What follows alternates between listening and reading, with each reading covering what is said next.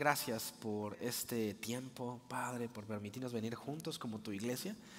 A pesar de la nieve, Señor, que es creada por ti, Señor, un fenómeno precioso, donde nos permites ver que tú rocías la tierra, Señor, también de tu gracia, como nos explicaba Carlitos, hoy en la mañana, Señor.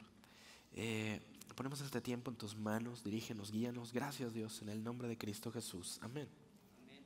Oiga, seguimos en nuestra serie de la iglesia en el corazón de Dios. Hemos visto la semana pasada, ¿se acuerda? Hechos 16, el pastor Héctor mencionándonos lo que hace un siervo por amor. ¿Se acuerda? Pablo y Silas siendo liberados de una cárcel. Y yo amé la figura del final con las que nos dejó el pastor Héctor. Si usted no vino, puede checar la enseñanza en nuestro canal de YouTube. Pero amé la figura del final porque decía el pastor Héctor: bueno, ya predicamos, ya bautizamos, ya cenamos, pues van de retacha a la cárcel, ¿no? Y decía, otra vez les volvieron a poner los cepos o estas cosas y vámonos de regreso, porque nuestra vida somos esclavos y siervos de Jesucristo y seguimos rendidos a Él para su obra. Así que me gustaba esta imagen de, claro, Dios nos utiliza, pero nosotros tenemos en todo momento que seguir justos y rendidos a Él. Esa es una. Y se acuerda, la semana pasada estuvimos hablando de estos jóvenes excepcionales. ¿Se acuerda? De Timoteo, que era un joven lleno de fuerza, dijimos todos llenos de fuerza, discípulo, dando testimonio. El día de hoy quiero que me acompañe al texto de Hechos 17. Si a usted le hace falta una Biblia, nuestro equipo de bienvenida levante la mano y le va a acercar una Biblia. Si no, ya sabe, la puede prender o abrir a través de nuestra app de Casa de Luz, donde puede checar su Bible app. Si me acompaña, dice así, Hechos 17, del 1 al 9. Pasando por Anfípolis y Apolonia, llegaron a Tesalónica, donde había una sinagoga de los judíos. Y Pablo, como acostumbraba, fue a ellos. Y por 3 días de reposo, discutió con ellos, declarando y exponiendo por medio de las Escrituras que era necesario que el Cristo padeciese y resucitase de los muertos. Y que Jesús, a quien yo os anuncio, decía él, es el Cristo. Y algunos de ellos creyeron y se juntaron con Pablo y con Silas, y de los griegos piadosos gran número, y mujeres nobles no pocas. Entonces los judíos que no creían, teniendo celos, tomaron consigo a algunos ociosos, hombres malos, y juntando una turba, alborotaron la ciudad, y asaltando la casa de Jasón procuraban sacarlos al pueblo. Pero no hallándolos, trajeron a Jasón y a algunos hermanos ante las autoridades de la ciudad, gritando: estos que trastornan al mundo entero también han venido acá, a los cuales Jasón ha recibido. Y todos estos contravienen los decretos de César, diciendo que no hay otro rey Jesús. Y alborotaron al pueblo y a las autoridades de la ciudad oyendo estas cosas. Pero obtenida fianza de Jasón y de los demás, lo soltaron. Quiero decirle, me voy a sumar a la línea de pensamiento que el pastor Héctor trajo con nosotros. Y sabe que esta es una historia de amor. Yo sé, la palabra de Dios es una historia de amor. Solo hay un protagonista, es Jesucristo. La Biblia es la historia de una persona, Dios, que nos ama. Pero quiero hablar de este recuento histórico que muestra amor. Y antes de echarnos un clavado a esta historia de amor, quiero preguntarles a todos nosotros, y voy a estar haciendo algunas preguntas, así que ya saben que me gusta que me respondan. Gríteme ahí desde donde esté, no me grite muy duro porque me ofendo, pero gríteme ahí donde esté. No importa tu edad, ¿cuántos hemos estado enamorados? Levantemos nuestra mano. Es casi todos, ¿no? A menos que tengas como 5 años, aunque también los que tienen 5 años se han enamorado de sus muñecos, quizás, ¿no? O de las caricaturas. Esta no levante la mano, pero ¿cuántos seguimos enamorados? Ay, espérate tantito. Pero no mientan, dice. Sí, porque luego los pongo acá en evidencia, por eso dije no voy a que no levanten la mano, ¿no? Porque puedo decir, no, pues yo estuve, pero yo no. Ay. Oiga, en la semana recibí este texto de un joven que me decía con mucha confianza, ¿no? Le voy a llamar ahora oficialmente uno de mis discípulos, pero me decía, brother, estoy bien enamorado, ¿qué hago? Y yo le contesté, bienvenido al club, ya fuiste.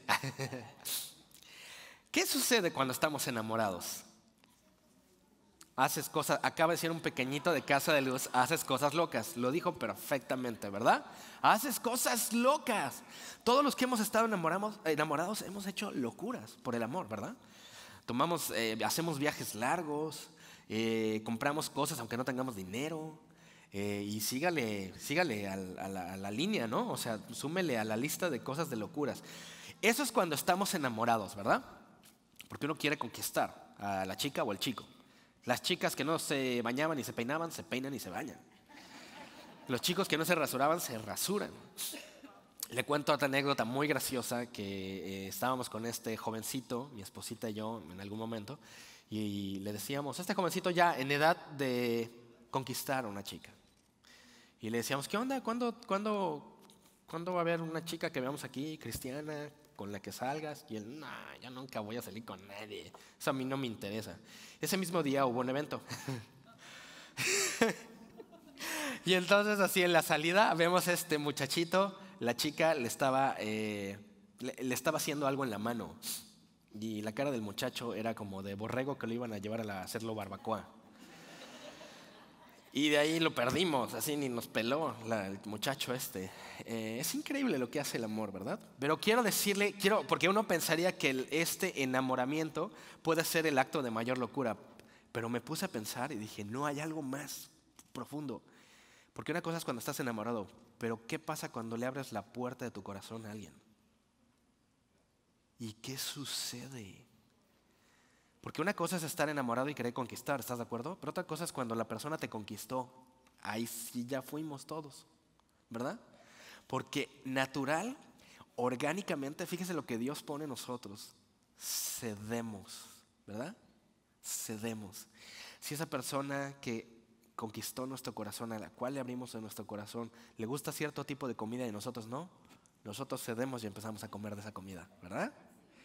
Si esa persona que conquistó nuestro corazón y a la cual le abrimos nuestro corazón se viste de tal forma y nosotros no, nos vestimos de tal forma. Y sígale la lista.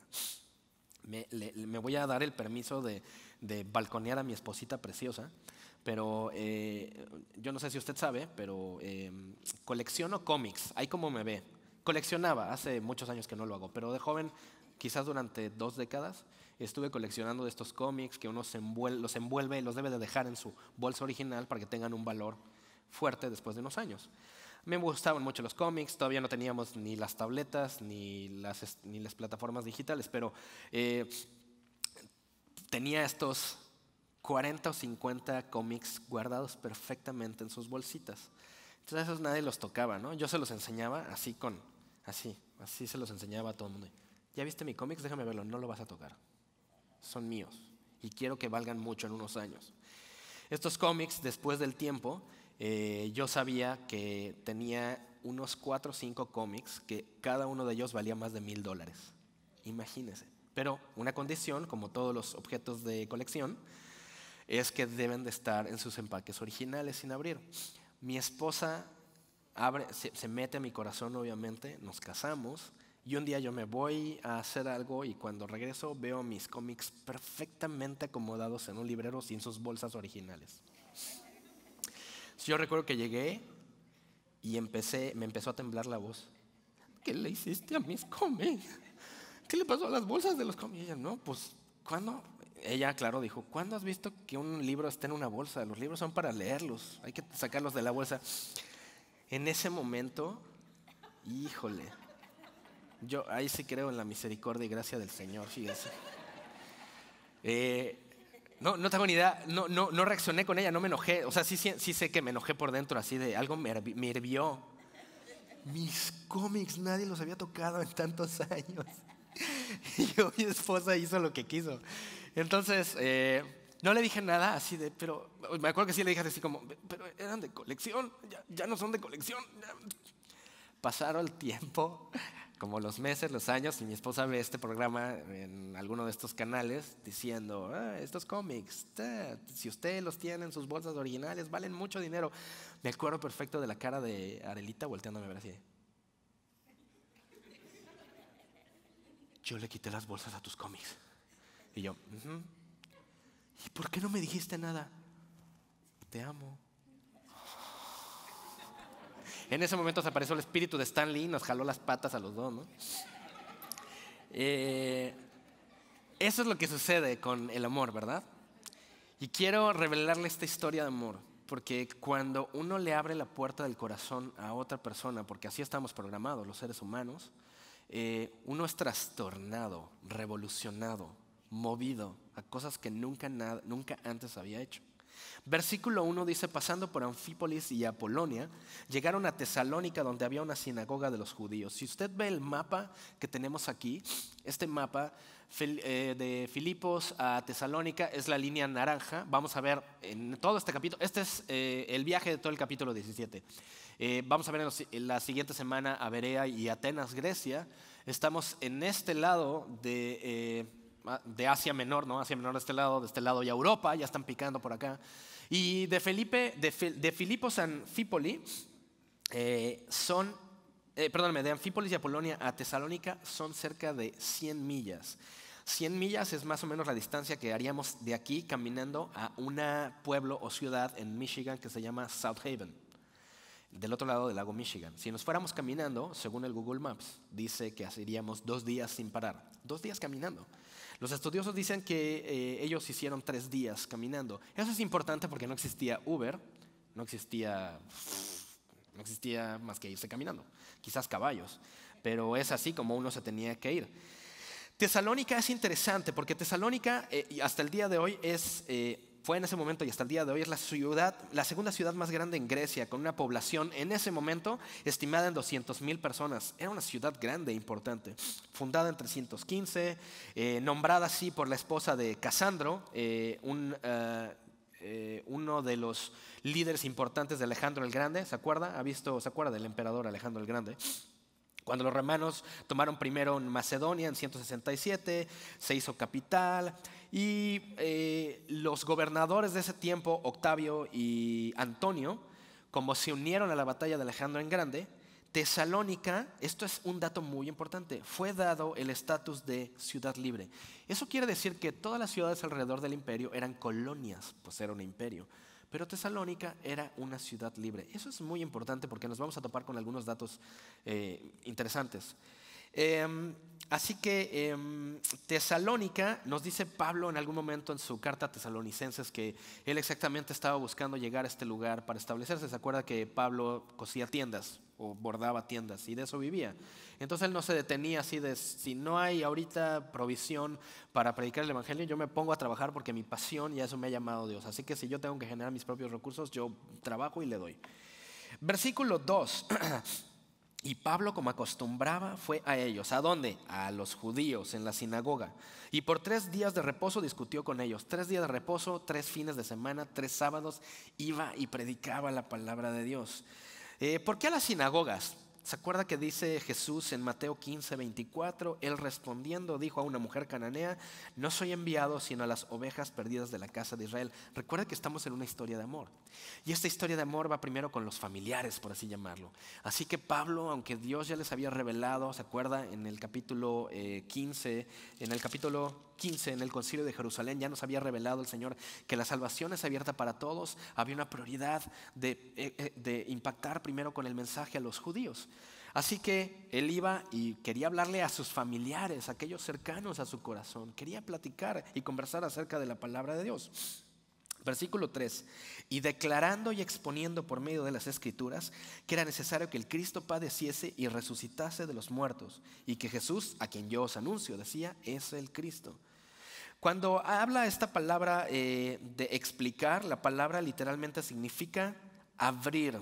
Pablo abría las Escrituras, pero si nos vamos al texto en el versículo 2 de discutió, esta es la palabra griega que también se utiliza para razonar, de donde viene la palabra en español y la palabra en inglés, dialogar. Había un intercambio, preguntas y respuestas, diálogo. ¿Sabe qué? Nuestra fe, recuerda que esta es una historia de amor, nuestra fe es una historia de conversación. No llegamos con alguien y le estampamos la Biblia y tú estás mal y yo estoy bien.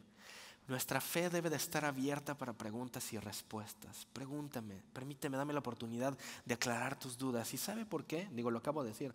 Porque abrir la conversación y el diálogo permite exactamente remover toda duda en la gente. Cuando usted empieza a decir no, eso no es verdad, tú estás mal, no hay un diálogo, lo que hay es como un monólogo, lo que sucede es que uno bloquea y dice el pastor Juanito, ¿no? Ganamos la discusión pero perdemos el corazón. Y Pablo quería ganar el corazón de sus hermanos judíos. Esta es una historia de amor. También vemos que cuando Pablo hizo el trabajo de demostrar que Cristo tenía que sufrir y levantarse de los muertos, en realidad estaba dando evidencia, lo que significa que estaba abriendo las Escrituras y predicando. Eso es interesante porque lo vamos a analizar y lo voy a hacer un poco al revés. Al final, exactamente, le voy a pedir a uno de estos jóvenes que venga a leer algo que muy probablemente Pablo compartió en ese momento. Versículo 4, y algunos de ellos creyeron, algunos de ellos. ¿Cuántos? ¿Cuántos? ¿Cuántos son algunos? ¿Cuántos? Díganme, echen. Pues, no todos, esa es una buena, ¿va? Algunos no son todos, ¿verdad? Y entonces, lo que vamos a ver en esta historia de Hechos y de donde venimos y a donde vamos es que Pablo no dejó de predicar el Evangelio. Pablo no dejó de abrir las Escrituras. Pablo no dejó de exponer su fe. Aunque el resultado no fuera masivo, aunque el resultado no fuera contundente, algunos son suficientes para Dios. La voluntad de Dios es que todos vengamos al conocimiento de la palabra, del conocimiento de su gracia. Pero algunos no significa que hicieron un mal trabajo. Así que no nos desanimemos cuando inmediatamente no vemos resultado del fruto de compartir la palabra de Dios. Sigamos compartiendo. Además, acuérdense, Pablo llevaba 3 fines de semana, una y otra, y habiendo la palabra y la conversación. Y solo algunos pudieran decir, uy, Pablo, fue a lo mejor un esfuerzo no demasiado bueno. Si comparamos aquellos primeros capítulos donde se convertían 3,000, 5,000 personas, aquí solo fueron algunos. Pero a Dios no le interesan las cantidades, a Dios le interesa el corazón. Y a veces en ese interesar del corazón es la voluntad de Dios que miles se conviertan, o es la voluntad de Dios que se conviertan unos pocos. Pero nosotros no dejamos de predicar, no dejamos de compartir. Dice el versículo 4, y se juntaron con Pablo y con Silas, y de los griegos piadosos gran número. ¿Se acuerda que habíamos hablado hace unos fines de semana acerca de los judíos y los prosélitos? Los prosélitos son aquellos gentiles que coinciden con la forma de creencia de los judíos. Pero estos piadosos, acuérdense que estamos en esta cultura griega. Y en esta cultura griega y romana existían muchos dioses, ¿verdad? ¿Se acuerda? Estaba Zeus, Afrodita, Zeus y Júpiter, Poseidón. Entonces imagina las conversaciones en el mall o yendo de camino. ¿O ya te enteraste de lo que le hizo Afrodita a Zeus? Sí, se puso bien mal. ¿O ya te enteraste que Poseidón mató a su hijo? Ay, sí. Esas eran las historias de los dioses de los romanos y de los griegos. Dioses humanos con pasiones que se vengaban y estaban llenos de celos. Y entonces estos griegos piadosos tienen una actitud en su corazón de: ¿ya estamos hartos un poco del politeísmo? ¿Qué es esto del cristianismo de un solo Dios que vino a morir por nosotros? Estos son los que respondieron. Mujeres nobles no pocas. Y por eso le decía que era importante entender que Tesalónica era una ciudad libre. Porque las mujeres nobles, en esta época de la historia del ser humano, las mujeres eran hechas a un lado. Eran un ciudadano de tercera o cuarta categoría. Pero como Tesalónica era una ciudad libre, las mujeres tenían una participación predominante en muchas de las actividades de este lugar. Se dice, algunos teólogos, que precisamente estas mujeres nobles podrían haber estado comerciando con el púrpura, una tela muy cara, y que probablemente a eso se dedicaban, así que tenían voz y voto. De otra manera, no estuviéramos escuchando que hubiera mujeres escuchando en estos diálogos y en estas conversaciones, solo hubiéramos escuchado hombres, pero porque estaban las mujeres ahí, también ellas se convirtieron y tomaron parte importante en el ministerio que iniciaba en Tesalónica. Versículo 5, entonces los judíos que no creían, teniendo ¿qué? Celos, dice el apóstol Vicente Fernández, esos celos me matan, me enloquecen, me hacen daño, ¿verdad? ¿Lo ha escuchado usted? ¿Qué hacen los celos? A diferencia también podríamos pensar que el enamoramiento y los celos tienen un poco la misma característica, ¿no? Uno hace locuras. Pero ¿de dónde vienen los celos? Dígame, ¿de dónde? Obviamente del corazón, pero ¿de dónde? ¿Por qué? ¿Por qué tenemos celos? Inseguridad, esa es una. ¿Qué otra? ¿Cuál es el engaño en la persona que tiene celos de la otra persona? ¿Qué es? Falta de confianza o que piense que eso... Presión, sí, pero que eso es de ellos, ¿verdad? Esa es la farsa del celo. Creer que esa persona es tuya o es de tu propiedad y por eso nadie se le puede acercar. Todos hemos experimentado los celos, ¿verdad? Todos. Estás con esa chica que te gusta, se acerca otro vato y hasta te cambia la cara así de ¿qué está haciendo? ¿Por qué le está pidiendo la hora? ¿Cuál es el problema? Aléjate 2 metros, no quiero que te acerques. Y luego llegas con esa chica, con la chica que te gusta, ¿no? Y así de, ¿qué te vino a pedir? No, pues me vino a regalar $100. ¿Por qué te vino a regalar $100? Pues nomás porque le sobraba, no quiero que te regale nadie $100, no quiero que te respiren, no quiero que nadie se acerque a ti. Aguas si te veo, te encierras en tu cuarto. ¿Y tú quién eres? No sé, pues me gustas, es la primera vez que converso contigo. ¿Verdad? Así se ponen los celos. Los celos entonces nos dejan pensar que los judíos que no creían, lo que sí creían, es que pensaban que esa sinagoga era de ellos y que esas personas eran de ellos. Y no se habían dado cuenta que Dios había mandado a su Hijo Cristo para morir por ellos. En realidad eran propiedad de Dios, no de ellos. Pero ellos en su vaciedad, en su equivocación, creen que estos son suyos. Dice, tomaron consigo algunos hombres malos y ociosos, y juntando una turba alborotaron la ciudad y asaltando la casa de Jasón procuraban sacarlos al pueblo. Jasón, nos dice el versículo 7, Jasón ha recibido y por eso se fueron contra él. Como no encontraron a Pablo ni a Silas, se fueron con el que los estaba hospedando. Fíjese que la ociosidad, y vuelvo a preguntar, ¿qué es la ociosidad? Dígame, respóndame. ¿Qué es la ociosidad? La madre de todos los vicios, dice la cultura popular, ¿verdad? La madre de todos los vicios. Y sí, es cierto. Ahora, no confundamos ociosidad con descanso. Son dos cosas distintas. Cuando uno está descansando, no está de ocioso. Uno descansa y de hecho es mandado por la palabra de Dios que hay tiempo para descansar y hay tiempo para trabajar. Así que descanso no es igual a ocioso. Ocioso es todo aquello que te produce ansiedad. A ver si te lo voy explicando. Y te voy a dar un ejemplo. Está comprobado, usted lo puede consultar en internet, en cualquier lado. Está comprobado que si usted y yo tomamos más de 8 o 10 minutos no viendo el celular, observando redes sociales, su cuerpo y su cerebro dispara químicos que producen ansiedad. Y esa ansiedad produce adicción. De tal manera que los 8 o 10 minutos no son suficientes, así que todo el tiempo tiene que estar mirando y mirando y mirando y mirando y mirando. Entonces vemos sobre todo, voy a decir que los jóvenes, pero no estoy seguro de eso, pero yo creo que muchos de nosotros de pronto tomamos el celular y cuando menos nos dimos cuenta, o sea, miramos y cuando levantamos la vista ya pasaron 4 horas. Y así, ¿qué pasó? Y tu corazón no está en paz, ¿verdad?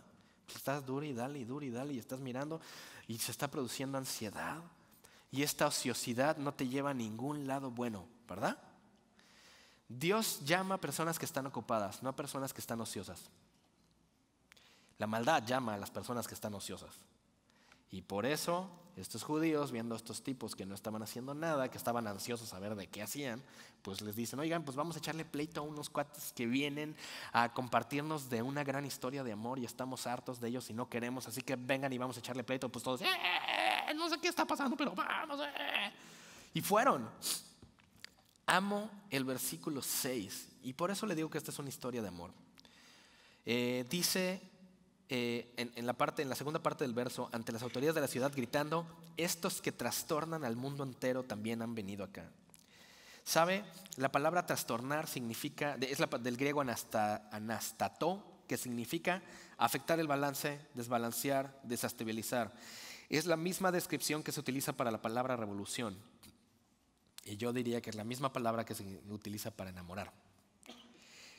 Así que si volteamos o jugamos un poco con las palabras, estos que dice trastornan, podríamos decir, estos que revolucionan al mundo, estos que enamoran al mundo. ¿Qué les parece? Jesús es el revolucionario por excelencia. Él vino más que a cumplir la ley, vino a elevar el concepto de amor, del compromiso, de la misericordia, del perdón, para muestra uno de los versos más revolucionarios en la palabra de Dios. Lucas 6:31, y como queréis que hagan los hombres con vosotros, así también haced vosotros con ellos. Nada de diente por diente ni ojo por ojo. Trátalos como a ti te gustaría que te trataran. Antes de que existieran las cumbres de liderazgo y los congresos de servicio al público y de trabajo en equipo, Jesús pone el estándar más alto. Ya lo había dicho Él antes que todos. Así que me lleva a una pregunta. ¿Qué tanto está revolucionando Jesús nuestros corazones? Pues ya dijimos que cuando uno está enamorado hace locuras, pero cuando uno abre la puerta del corazón a alguien más, afecta a su mundo. ¿Qué tanto le hemos abierto la puerta de nuestra vida y nuestro corazón a Jesucristo? Segunda de Corintios 5:17, de modo que si alguno está en Cristo, nueva criatura es. Las cosas viejas pasaron, he aquí todas son hechas nuevas. Déjeme ponerlo en palabras del mismo Pablo. Romanos 12:2, en la versión Reina Valera 60. No os conforméis a este siglo, sino transformaos por medio de la renovación de vuestro entendimiento, para que comprobéis cuál sea la buena voluntad de Dios, agradable y perfecta. Una versión más moderna, la Nueva Traducción Viviente, me gusta como dice: no imiten las conductas ni las costumbres de este mundo, más bien dejen que Dios los transforme en personas nuevas al cambiarles la manera de pensar. Entonces aprenderán a conocer la voluntad de Dios para ustedes, la cual es buena, agradable y perfecta. ¿Sabe? Estos que trastornan al mundo son aquellos que fueron revolucionados en su corazón por el mensaje de la cruz. Esta revolución en nuestro espíritu forja el carácter de Cristo en nosotros. Cuando ese carácter se va formando, a mí me lleva a la siguiente pregunta: ¿estamos revolucionando a nuestro alrededor como estos hombres? Estos hombres solo llevaban unos días compartiendo la palabra de Dios y ya habían trastornado el mundo. ¿Qué? El mundo entero, no nomás su círculo cercano, al mundo entero lo estaban revolucionando. Y luego vemos en el versículo 9, pero obtenida fianza de Jasón y los demás lo soltaron, así que solo se hizo lo alboroto, se bajó, pero estos siguieron trastornando al mundo. ¿Y se acuerda que le estoy diciendo que esta es una historia de amor? Quiero regresar al verso 3 y dice: y declarando y exponiendo por medio de las Escrituras que era necesario que el Cristo padeciese y resucitase de los muertos. Dani, si puedes pasar acá conmigo, por favor. Estuve leyendo, investigando qué era lo que estaba trayendo Pablo a la mesa cuando se trataba de abrir las Escrituras, porque necesito que entienda que en ese momento no existía el Nuevo Testamento. Pablo aún no había escrito sus cartas a los Corintios, a los Romanos, a Tesalonicenses, a los Colosenses o a Efesios o a los Filipenses, cuando hablaba de los conceptos de gracia, misericordia, gozo, etc. Él estaba abriendo porciones de la palabra de Dios en el Antiguo Testamento que estaba leyendo. Me moría por saber, quería saber qué estaban escuchando estos hombres, de manera que él abrió la conversación y permitió que los demás pudieran dialogar y preguntar. Así que en la voz de Dani, de este joven, quiero que escuche lo que muy probablemente piensan los teólogos que estaba leyendo porciones exactas de la palabra de Dios. Y escucha a Dani como si estuviéramos escuchando a Pablo en ese momento en la sinagoga. Escuchemos. Por favor, Dani. Perdón.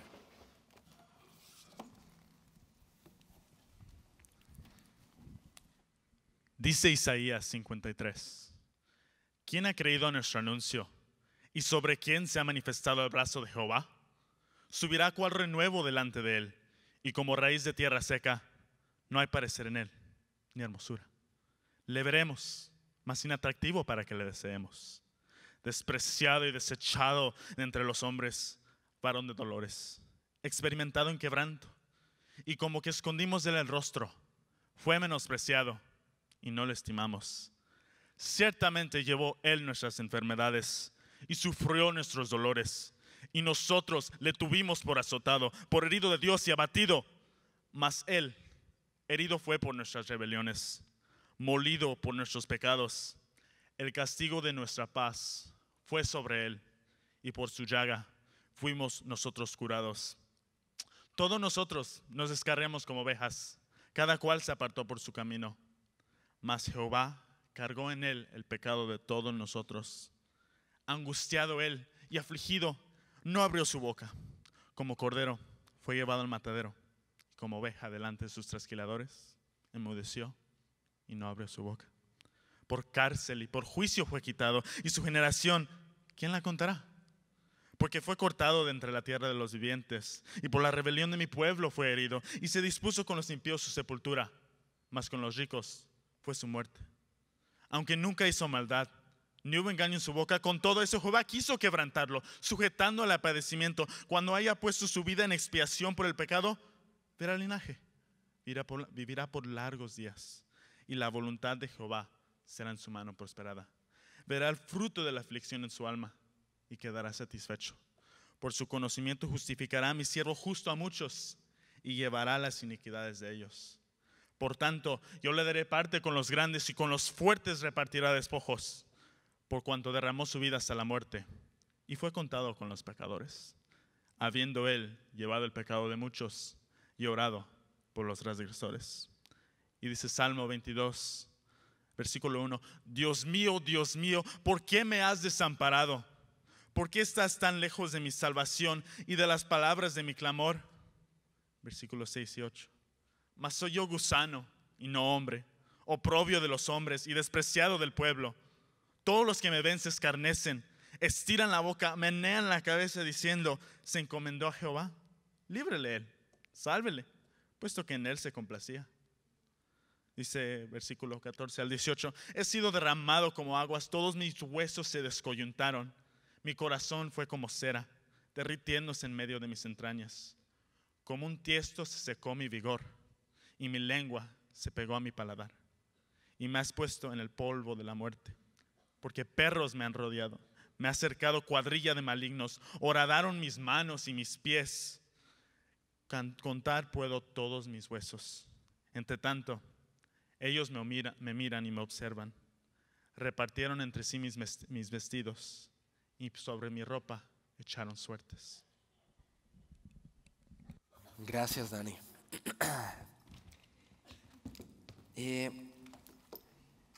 Puede ir subiendo el coro, puede ir subiendo la banda, por favor. ¿Qué les estaba declarando y exponiendo Pablo? Lo que Jesús mismo dijo acerca de él. Escudriñad las escrituras, porque a vosotros os parece que en ellas tenéis la vida eterna, y ellas son las que dan testimonio de mí. Juan 5:39. ¿Se acuerda que esta es una historia de amor?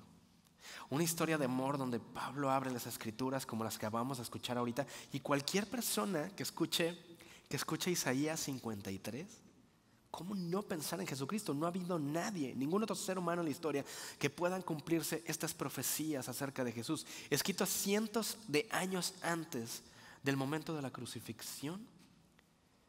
Pablo abre estas escrituras y les deja saber a sus hermanos judíos: el Mesías ha llegado y Él quiere darte vida. Trae los salmos en estas frases. Si usted se acuerda ahorita que leyó Daniel los salmos 22, frases que Jesús dijo mientras estaba en la cruz.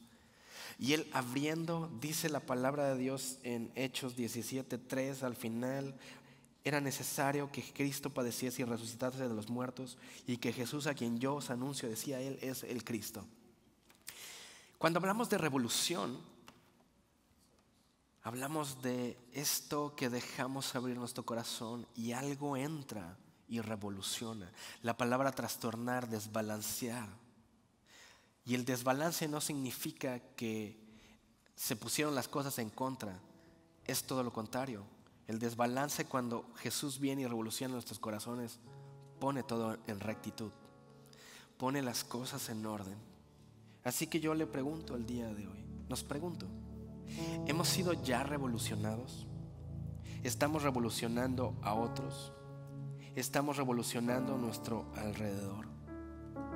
¿Estamos dejando realmente que Jesús, al abrir la puerta de nuestro corazón, venga y trastorne nuestros conceptos de manera tal que vengamos a la palabra de Dios y escuchemos lo que Él tiene que decirnos? ¿Por qué es una historia de amor?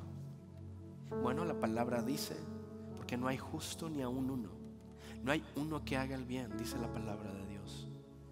Y dice también en Romanos: porque la paga del pecado es muerte, mas el regalo de Dios, vida a través de Jesucristo. ¿Por qué?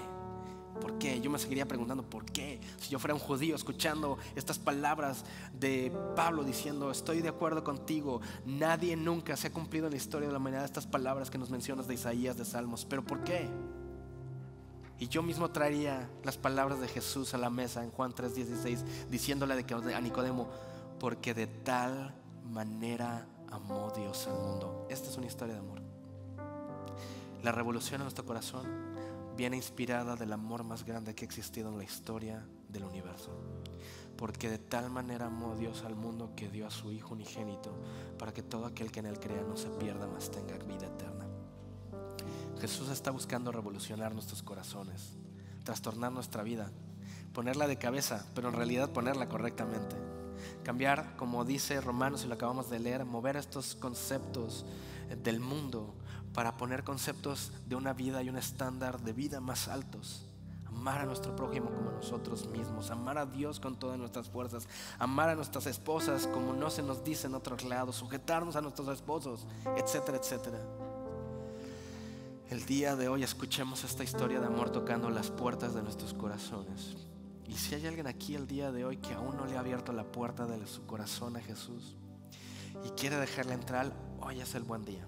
Hoy es el buen día para dejar pasar a Jesús a tu corazón y que revolucione tu vida, te dé vida, vida en abundancia, propósito de vida, y cambie estos conceptos que quizás no te han llevado a ningún lugar para cambiar esta dirección a donde vas, a un lugar de habitación eterno, para que todo aquel que no se pierda más tenga vida eterna. ¿Me acompañan a orar?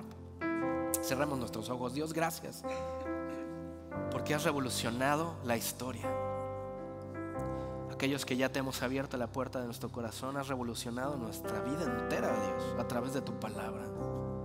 Señor, gracias porque como cordero fuiste llevado al matadero voluntariamente, y la razón es el tanto amor que tienes por nosotros. Tú sabías que el día de hoy, a las 10 de la mañana, Señor, de este domingo, íbamos a estar aquí, Señor, para encontrarnos en esta cita celestial contigo. Padre, quizás hay alguien aquí que aún no te ha abierto la puerta de su corazón. Si hay alguien aquí esta mañana que quisiera abrirle la puerta de su corazón a Dios, dejar entrar a Jesús y que pueda revolucionar su vida, su corazón y su dirección eterna, hoy quiero invitarte a que le abras la puerta de tu corazón, a que aceptes a Cristo como tu Señor y Salvador. Si hay alguien aquí, ¿te gustaría el día de hoy aceptar a Cristo, abrirle la puerta de tu corazón? Si es así, levanta tu mano ahí donde estás. Queremos orar por ti. No te preocupes, todos los demás tenemos los ojos cerrados y el rostro inclinado. ¿Hay alguien aquí que quiera abrirle la puerta de su corazón a Jesús? Solo levanta la mano. Queremos darle gracias a Dios por ti. Estoy viendo su mano, gracias a Dios. ¿Alguien más que quiera hoy abrirle la puerta de su corazón a Dios? ¿Alguien más? Gracias a Dios, gracias a Dios. Aquellos que tienen la mano levantada, por favor, ahí siga con su mano levantada y en su corazón repita estas palabras a Dios. Dios, necesito que revoluciones mi vida. Hoy te abro la puerta de mi corazón. Entra en mi vida como mi Señor y Salvador. Anhelo este amor, este propósito, esta forma de vida con un nivel más alto, un estándar más alto de amor y de compromiso y de entrega. Gracias por haber venido a morir por mí en esta cruz. Te recibo hoy como mi Señor y Salvador. Gracias, gracias Señor, gracias Señor. Y los demás, Señor, gracias por este tiempo y este día que nos permites venir juntos y meditar acerca del acto revolucionario más grande de la historia, dar tu propia vida por nosotros. Queremos darte gracias y terminar esto de la mejor manera, Dios, recordando este sacrificio tuyo en la cruz, recordando la cena y alabando tu santo nombre, Dios.